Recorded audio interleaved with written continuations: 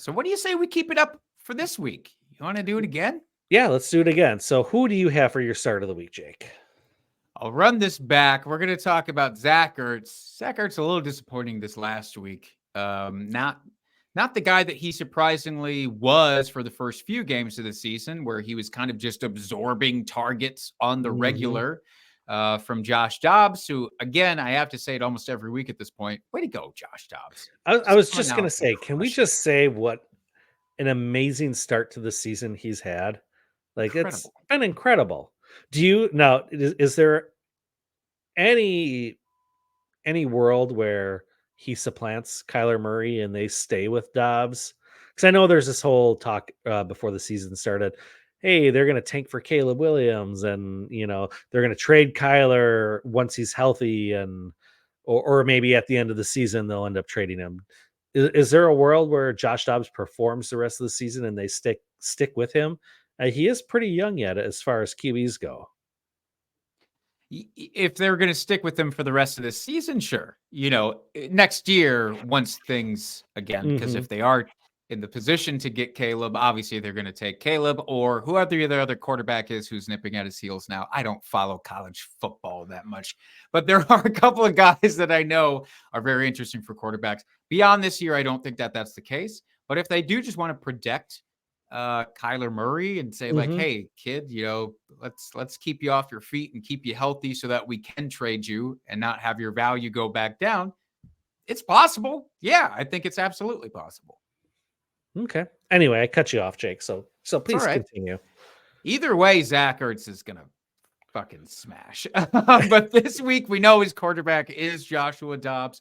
We know his opponent is the Los Angeles Rams, who are tied for second in terms of most fantasy points allowed at that position. So tight ends against the Rams as of right now are just kind of a smash. Now we have, unfortunately, the added benefit of James Conner being out and those short range targets that James Conner was so good at, the dump offs basically, now have to go somewhere else. Does the new guy get it? Does Amari Demarcado get all of these? I think he'll get some, but he's not going to get the same allowance that a veteran like James Conner did, because it's very hard to trust a young running back in all of those same situations. So I think Zach Ertz is set up pretty well this week. If you throw a single touchdown into the mix, I think you're looking at a top 5 tight end.